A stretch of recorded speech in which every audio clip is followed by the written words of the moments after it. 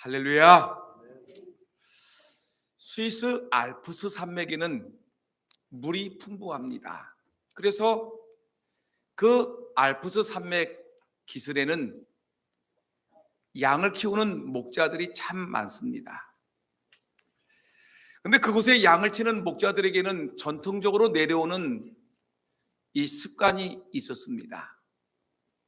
그 내용은 뭐냐면 하루 종일 양을 치고 있다가 제일 높은 산 꼭대기로 올라간 목자가 이제 저녁이 되면 아래에 있는 목자에게 소리를 지릅니다. 지금까지 주께서 도우셨습니다. 우리 주님을 찬양합니다. 라고 위에서 아래로 소리를 지릅니다. 그러면 아래에 있는 목자가 또한 그 소리를 받아서 말하기를 주께서 여기까지 우리를 도우셨습니다. 주님께 감사합니다. 이렇게 외치면서 이 위에 있는 그 목자가 양을 데리고 아래로 내려오게 되면 아래에 있는 목자와 합류를 해가지고 이제 자기 목장으로 돌아가는 것입니다. 여러분, 하루 종일 목동들은 양을 치면서 여러 가지 일을 겪었지요. 때로는 양을 치다가 갑자기 비가 쏟아지게 되면 비를 피하겠지요.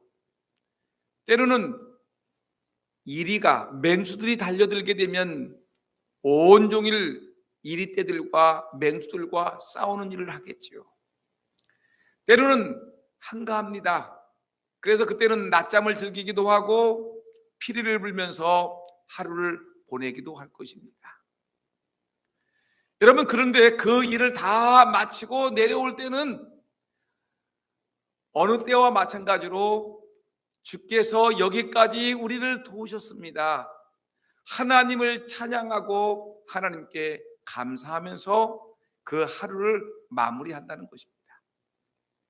저는 이 말씀을 들으면서 생각을 해봤습니다. 이제 2021년도 한 해가 이제 다 지나가는 12월 한 달이 남았구나. 지난 한 해를 돌아보게 되면 좋은 일도 있었고 바쁜 일도 있었고 힘들고 어려운 일도 있었지만 한 해를 마무리하면서 목동들이 외쳤던 것 같이 주님께서 여기까지 우리를 도우셨습니다. 주님을 찬송합니다. 외치게 되면 또 하나의 사람들이 주님께서 여기까지 우리를 도우셨습니다. 주님 감사합니다라고 찬송과 감사로 한 해를 마치는 것이 옳지 않은가 저는 생각을 해보는 것입니다. 한 해를 마무리하는 시점에서 우리는 자신에게 세 가지 질문을 던져봐야 될 것입니다. 첫째, 그동안 나는 어떻게 걸어왔는가? 어떻게 살아왔습니까? 두 번째 질문은 나는 지금 제대로 가고 있는가? 여러분 지금 잘 살고 계십니까? 세 번째 질문은 나는 앞으로 남은 길을 어떻게 걸어갈 것인가? 과거에 대한 질문, 잘 살아왔는가? 현재에 대한 질문, 나는 지금 잘 살고 있는가? 세 번째 질문, 나는 앞으로 어떻게 좋은 길을, 바른 길을 걸어갈 것인가? 여러분 이런 질문을 우리는 해봐야 될 것입니다. 여러분 오늘 본문은 인생의 종말을 맞이하고 이제 얼마 있으면 네로 황제가 자기를 칼로 쳐서 목이 떨어져 죽을 텐데 그러면서 사도 바울은 자기의 죽음을 앞두고 자기의 인생을 회고하는 인생 회고담이 오늘 본문에 기록이 되어 있습니다.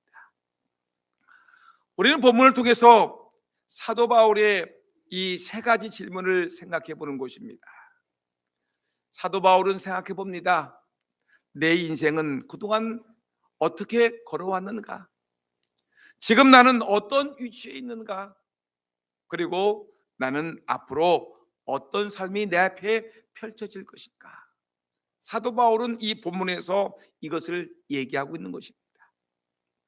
여러분 오늘 본문 6절 말씀 보니까 6절에 이렇게 기록되어 있습니다. 전제와 같이 벌써 부어지고 나의 떠날 시간이 가까웠도다라고 자기의 과거를 고백하죠. 여러분, 전제와 같이, 전제란 말은 무엇입니까? 전제라는 것은 이 구약 시대에 하나님께 제사 드리는 그 일종의 제사법인데, 어린 양을 잡아다가 제단 위에다가 바치고 불을 태우기 직전에 이 제주가 포도주를 그 위에다가 마지막 붓습니다. 이것을 우리는 이 전제라고 얘기합니다. 이제 하나님 앞에 활활 타오르기 직전, 하나님께 자기의 몸을 바치기 직전의 모습을 얘기하는 것입니다. 그래서 전제와 같다는 말은 뭐냐면, 바울이 이제 순교의 제물이 되어서 피를 흘리게 될 것을 의미하는 내용인 것입니다. 이제 자기는 얼마 후면은 이제 순교의 제물이 되어서 하나님께 바쳐질 것이고, 자기는 피를 흘리며 쓰러질 것을 예고하는 내용인 것입니다. 그러면서 7절에 이어서 말하기를, 나는 선한 싸움을 싸우고 달려갈 길을 마치고 믿음을 지켰다라고 얘기하면서 자기가 어떻게 지금까지 살아왔는가를 설명하고 있는 것입니다.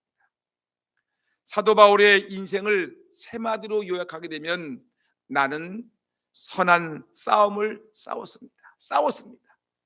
그리고 나는 내가 걸어야 될 믿음의 길을 다 달려갔습니다. 선한 싸움을 싸우고 달려갈 길을 다 달리고 이제 나는 믿음을 지켰습니다. 이런 고백입니다. 나는 싸웠습니다. 그리고 나는 달려갈 길을 다 마쳤습니다.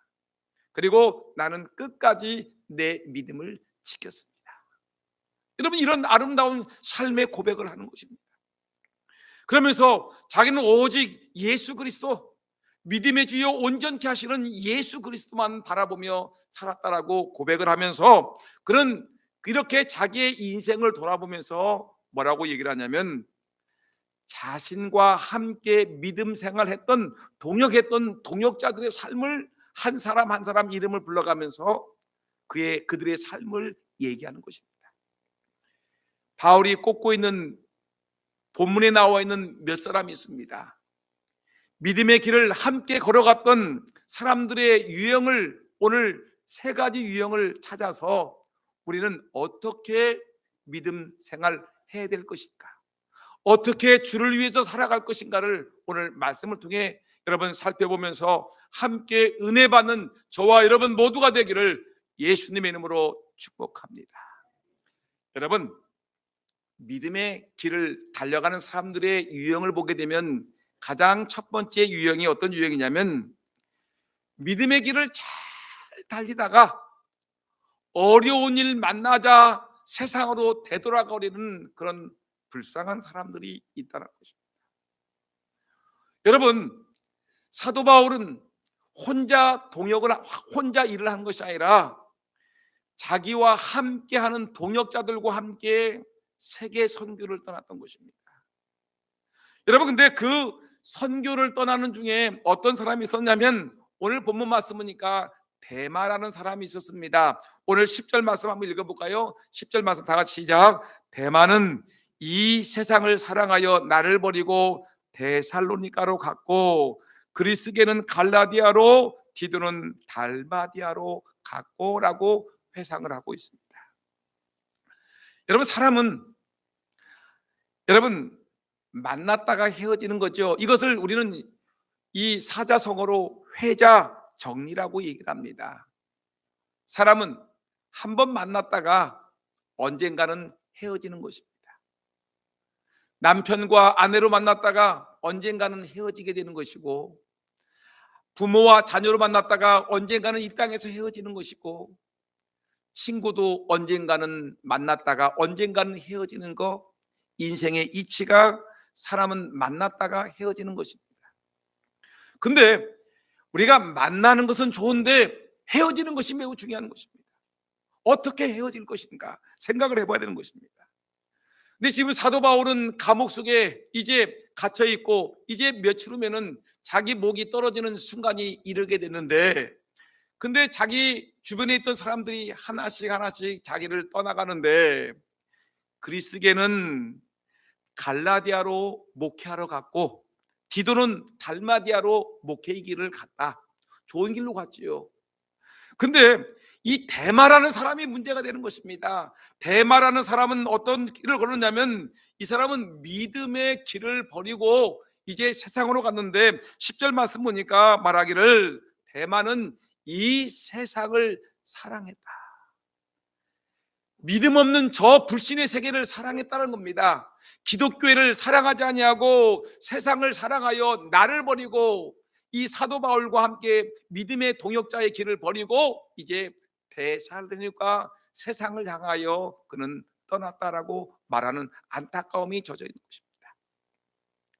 성경을 읽어보게 되면 데마라는 사람의 기록이 이름이 세 군데 나오는데 그때마다 이 데마에 대해서 좋은 말이 나옵니다. 첫 번째 골로새서 4장 14절 말씀 보니까 데마가 사도 바울과 함께 복음을 전하다가 감옥에 갇혀 있는 겁니다.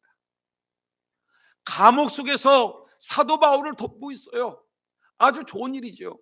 그 다음에 빌레몬서 1장 24절 말씀 보니까 사도 바울이 빌레몬에게 편지를 쓰면서 나는 누구랑 같이 있느냐면 지금 나는 마가와 아리스타고와 누가와 그리고 이 데마와 함께 있느니라 내가 너에게 안부를 전한다라고 얘기를 하는 것입니다.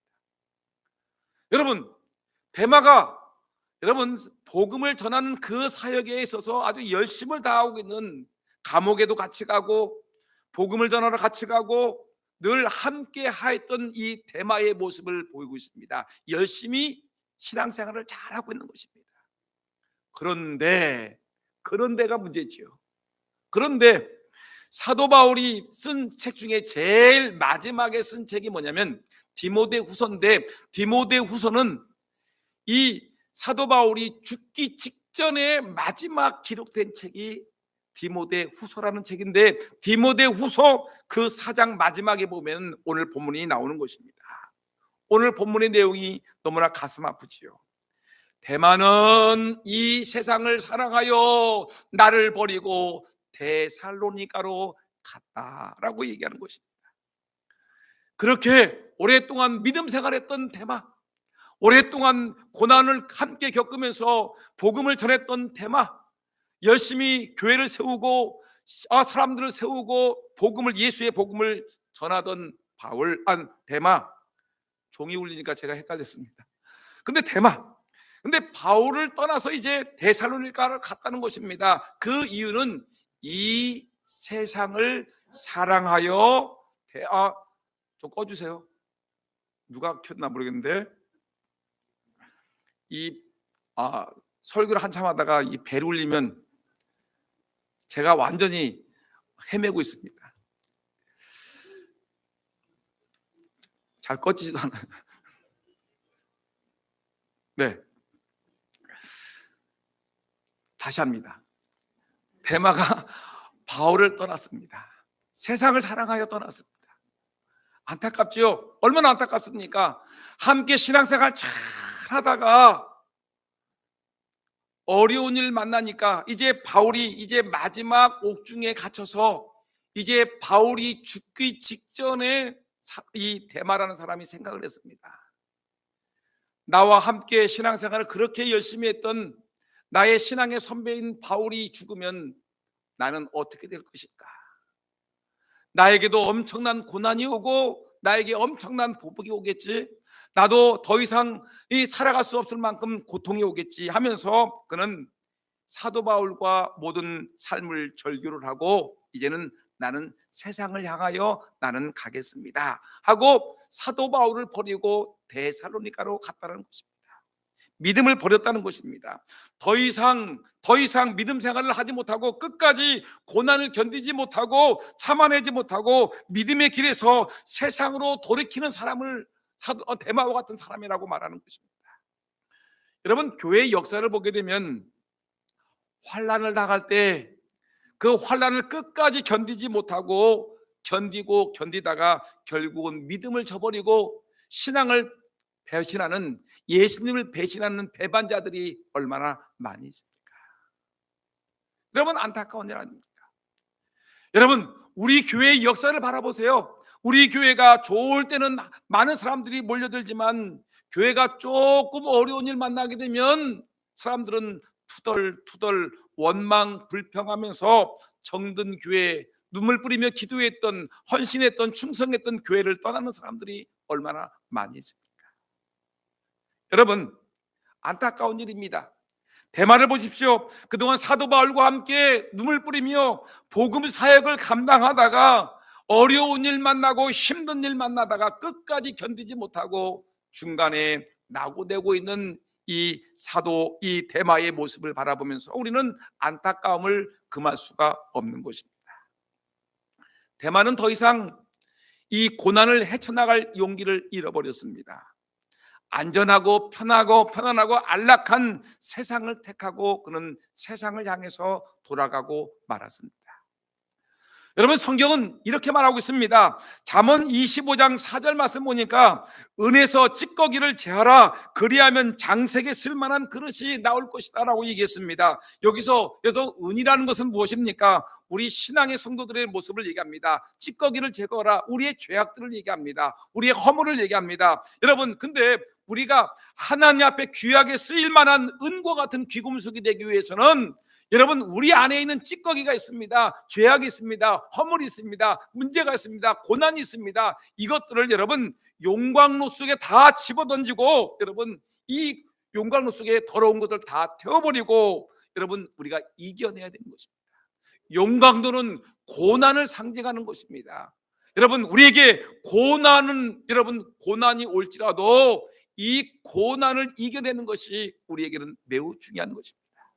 여러분, 욥이라는 사람이 있지요.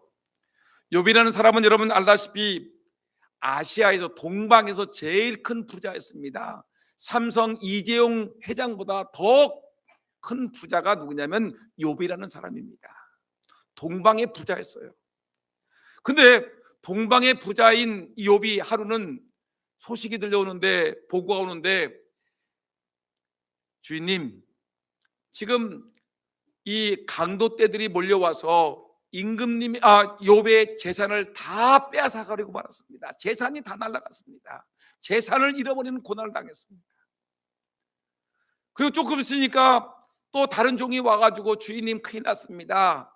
우리 주인님의 아들 딸들이 10남매인데 그 10남매가 생일 잔치를 하다가 태풍이 불어서 집이 무너지는 바람에 폭삭 다 죽고 말았습니다. 10남매가 죽었습니다.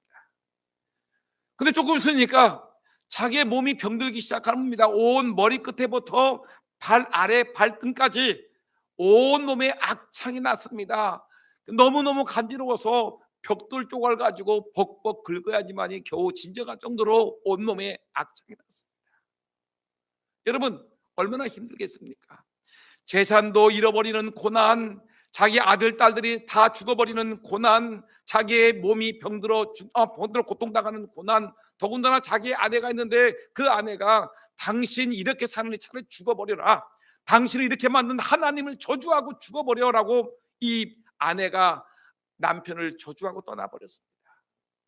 여러분, 아내 떠나고 아들 딸 10남매 다 죽고 재산 다 날리고 자기의 건강 다 잃어버리는 이 처참한 고난을 당했습니다. 근데 친구들이 위로하기 위해서 멀리서 찾아왔는데 이 친구들이 한다는 말이, 너 고난당한 건 네 죄 때문에 그런 거야.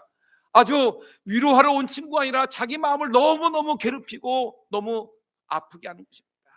다 잃어버렸습니다. 친구, 아내, 아들, 딸, 재산, 건강, 몽땅 다 잃어버렸는데 욥이 뭐라고 고백하냐면 이렇게 얘기합니다. 욥기 23장 10절 말씀 보니까, 그러나 내가 가는 길을 그가 아시나니 그가 나를 단련하신 후에는 내가 순금같이 되어 나오리라.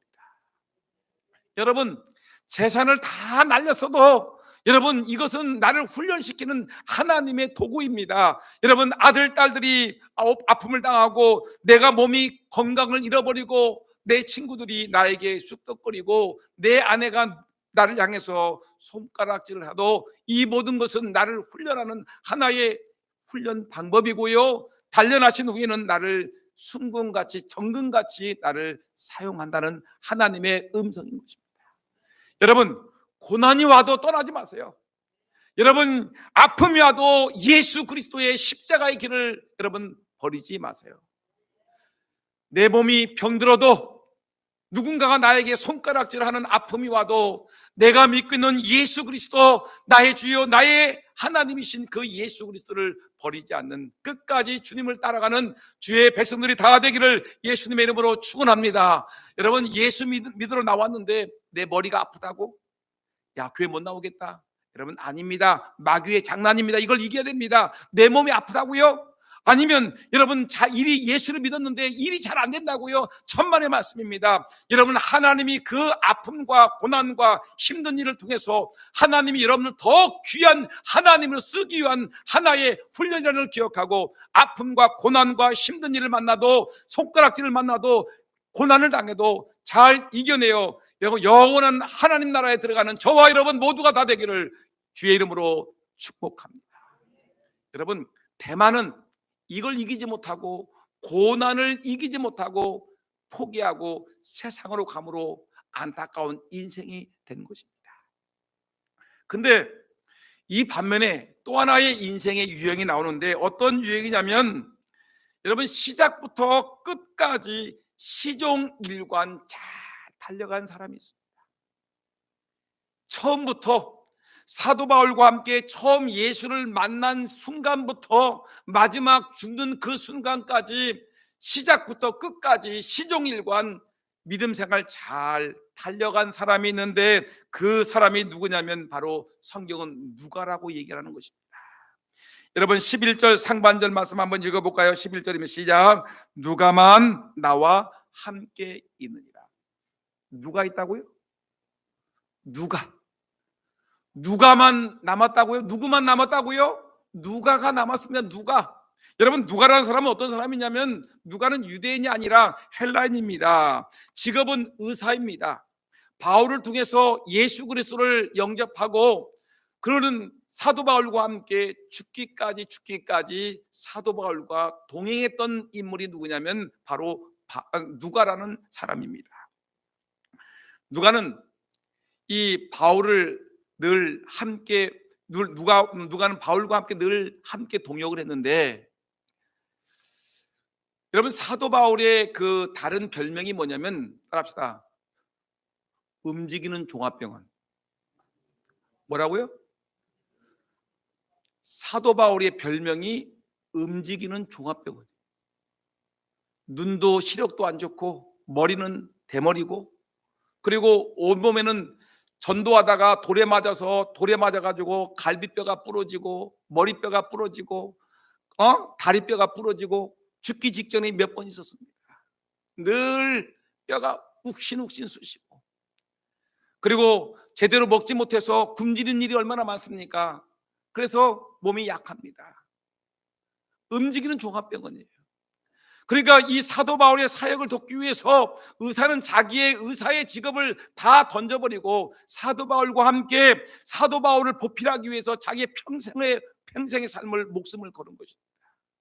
근데 이 의사, 이 누가라는 사람은 사도 바울과 동행했는데, 그는 명석한 두뇌를 갖고 있는 사람이었었고 탁월한 문학적인 재능을 갖고 있는데, 여러분, 이 사도 바울이 이 누가라는 사람이 쓴 책은 성경에 보니까 두 권이 있는데, 첫째가 여러분 누가복음이라는 책입니다. 마태, 마가, 누가, 요한복음 있죠. 근데 그 세 번째 책이 누가복음이 누가가 썼다고요?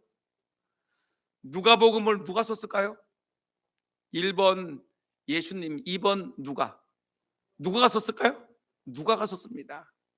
여러분, 근데 이 누가복음은 누가가 썼는데, 근데 이 책이 얼마나 유명한 책인지 이 많은 학자들이 얘기하기를, 창세기부터 요한계시록까지 성경에 66권이 있는데, 그 중에서 세계적인 이 문학 작품을 뽑으라 그러면 누가가 쓴 누가복음이야말로 가장 아름다운 문필과 문체로 쓴 누가복음이 최고의 문학 작품이라고 얘기를 하는 것입니다. 그만큼 누가라는 사람이 글을 잘 썼고 아주 해박한 지식과 문학적인 재능을 가지고 누가복음을 쓴 것입니다. 아주 유명한 책입니다.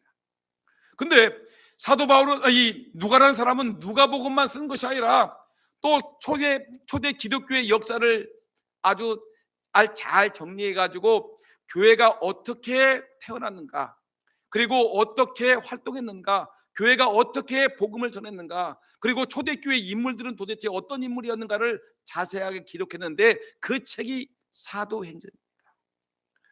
그러니까 사도행전을 기록한 사람이 누구예요? 누가 썼을까요? 누가가 썼습니다. 그러니까 누가라는 사람이 책을 2권 썼는데 누가복음이라는 복음서, 세계 최고의 문학 작품인 누가복음, 그 다음에 기독교 역사의 이정표를 그릴 수 있는 최고의 역사서 뭐가 있습니까? 사도행전을 기록했다는 것입니다. 하여튼 누가라는 사람은 정말 유명한 사람입니다. 근데 여러분 기억하세요. 누가는 예수를 영접한 이후에 사도 바울과 함께 복음을 전하기 위해서 어디로 갔습니까? 제일 처음에 빌립보로 갔습니다. 빌립보로 갔는데 복음을 전하다가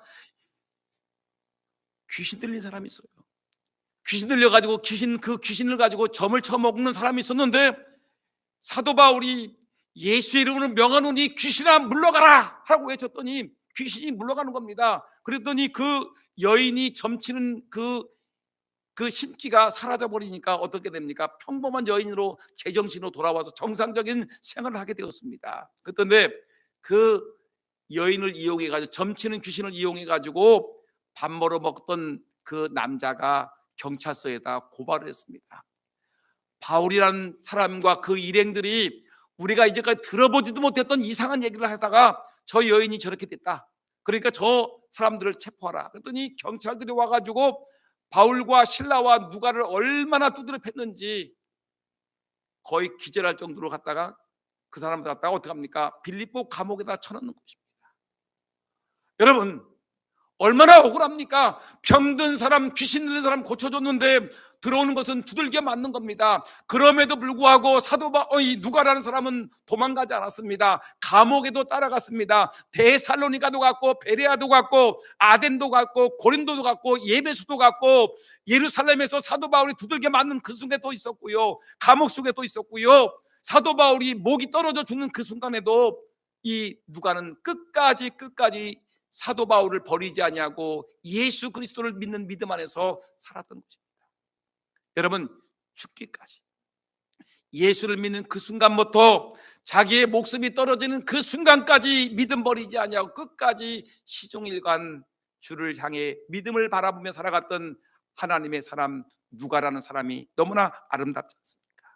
여러분 이런 사람이 되어야 됩니다. 여러분 끝까지 변함없이 끝까지 내가 걸어야 될 길이 무엇인지 걸어가는 사람, 목사의 길을 끝까지, 장로의 길을 끝까지, 권사의 길을 끝까지, 집사의 길을 끝까지 자기가 걸어가던 믿음의 길을 걷는 사람, 여러분 누가와 같은 아름다운 시종일관 믿음을 잃어버리지 않는 하나님의 사람입니다. 이런 사람에게 하나님께서 영광의 면류관과 의의 면류관과 축복의 면류관을 주실 줄 분명히 믿습니다. 여러분 우리 성도들 모두 이와 같은 누가와 같은 끝까지 주를 위해 충성하는 하나님의 종들이 다 되기를 예수 이름으로 축원합니다. 그 다음에 마지막 하나의 유형이 있는데 이 유형은 너무나 재미있는 유형입니다. 어떤 유형이냐면 세 번째 유형 봅시다. 중간에 한 번 넘어졌어요. 신앙을 삐걱했어. 한 번 넘어졌는데 다시 일어나, 오뚜기 같이 다시 일어나서 믿음 생활 끝까지 잘 달려간 사람이 오늘 이 본문에 등장하고 있습니다. 중간에 한 번 넘어졌다가 다시 일어나 끝까지 잘 달린 사람, 그 이름이 누구냐면 마가라는 인물입니다. 여러분 11절 말씀과 12절 말씀 한번 다 같이 읽어볼까요? 시작. 누가만 나와 함께 있느니라. 내가 올 때에 마가를 데리고 오라. 그가 나의 일에 유익하니라. 북이고는 예배소로 보내었노라. 아멘. 이 내용이 무슨 내용이냐면 사도 바울이 지금 감옥에 있지요. 이제 얼마 오면 죽습니다. 근데 자기의 영적인 제자 디모데가 너무너무 보고 싶은 거예요. 자기의 복음을 전하다가 자기가 복음을 전해서 디모데가 예수를 믿었는데 디모데가 자기의 후계자인데 디모데가 너무너무 보고 싶어서 디모데야, 너 예배소에서 목회하고 있는데 내가 대신 두기고를 너에게 보낼 테니까 두기고랑 교환해가지고 빨리 나에게 와라. 로마로 와라.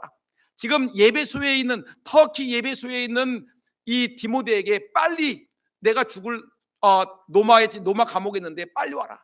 그러면서 너 올 때 그 아무개 집에 있는 가죽 옷을 내가 너무 추우니까 가죽 옷을 좀 가져오라. 그리고 성경책도 좀 가져오라. 그러면서 올 때 꼭 데리고 올 사람이 있는데 마가라는 사람을 데리고 오라. 마가를 데려오라는 것입니다. 여러분, 마가가 누구죠? 마가복음을 썼습니다. 마태, 마가, 누가, 요한복음을 있는데 사복음 있는데 마가라는 사람, 오늘 본문에 등장하는 마가라는 사람이 마가복음을 썼어요. 근데 이 마가라는 사람이 어떤 사람이냐면 여러분 아세요? 예수님이 최후 만찬하죠. 12명들과 함께 마지막 만찬을 하는데 만찬 장소를 제공한 사람이 누구냐면 마가라는 사람이에요. 마가의 집이에요. 마가의 다락방입니다. 부자였어요. 예루살렘에 가게 되면 엄청난 이 마가의 다락방이 그대로 보존되고 있는데 그 집이 얼마나 큰지. 마가의 다락방. 두 번째, 여러분 초대교회가 설립될 때 하늘에서 120명의 사람들이 막 기도를 하고 있을 때 그 기도할 때 마가의 다락방인데 그 다락방 하나님의 성령이 강력하게 임재해서 120명 각 사람들에게 성령의 임재가 임했던 그 장소가 마가의 다락방인데 그 마가의 다락방의 주인이 누굽니까? 마가입니다. 부잣집이었어요. 부잣집 아들이었습니다. 그리고 그는 나중에 우리가 로마인들을 위해서 쓴 책 마가복음을 기록한 저자가 바로 마가라는 인물입니다.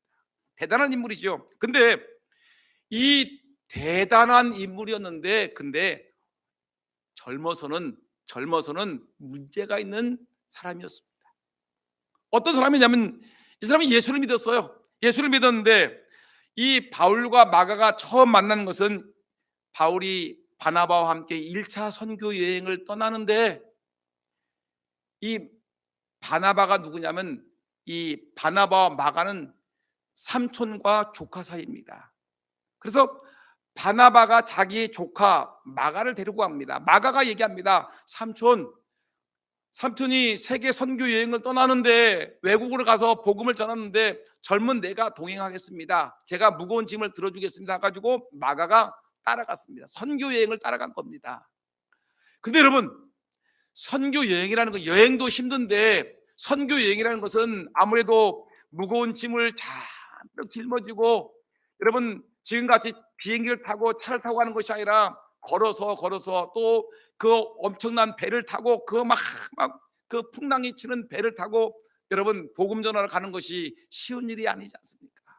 근데 이 부잣집 막내 아드님 이 마가가 삼촌 따라 복음 전한다고 무거운 짐 들고 핍박을 받으면서 돌 맞으면서 남들에게 비난받으면서 복음 전하는 것이 쉬운 일이겠습니까? 얼마나 힘들겠습니까? 그러니까 마가가 한참 동안 복음을 전하러 나갔다가 힘들어 하다가 배 타고 버가라는 곳에 도착했는데 거기서 삼촌 바울 선생님 도저히 못하겠습니다. 저 돌아가겠습니다. 가지고 보따리 다 집어던지고 예루살렘으로 돌아가 버렸습니다. 선교 중간에 돌아가 버렸습니다. 포기해 버렸습니다. 떠나 버렸습니다. 여러분 황당하지 않습니까? 아니 언제는 삼촌 도와주겠다고 선교 여행을 떠나가 같이 동참했던 이 인간 이 마가라는 이 젊은 일꾼이 중간에 선교 여행을 포기하고 떠났으니 삼촌 바나바는 이해하겠지만 바울은 얼마나 승따오가 나겠습니까? 저 인간 젊은 놈이 하면서 화를 내지 않았겠습니까? 그래서 두 번째 선교 여행을 떠나게 되었습니다. 근데 삼촌 바나바는 바울 선생에게 바울이 후배니까 바울씨 요번에 선교 여행하는데 우리 그때 그 젊은이 있잖아 마가를 데리고 가지. 그랬더니 바울이 성을 버럭버럭 내면서 선배님 안 됩니다. 안 돼. 아니 그 싸가지 아니 그놈 어떻게 데리고 갑니까? 도저히 안 됩니다. 그놈 우유부단하고요 싹수가 노란 녀석인데 어떻게 데리고 갑니까? 한 번 보면 압니다. 일도 못하고 그거 부잣집 아들이라고 그거 행세하면서 일도 못하는데 냅둬요. 데리고 가지 맙시다. 바울은 데리고 가면 안 됩니다. 싹수가 노란 놈입니다. 버릇없는 놈 안 데리고 가는 게 낫습니다. 바나바는 그래도 다시 간다고 하지 않아.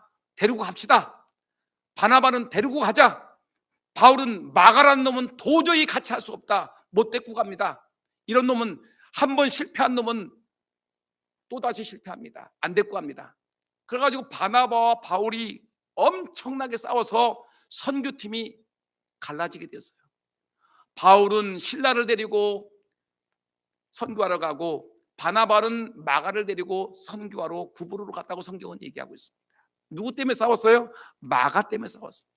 마가가 문제였습니다. 부잣집 아들 마가, 젊은 청년 마가가 문제를 일으킨 것입니다. 중도의 선교여행을 포기하고 만 것입니다.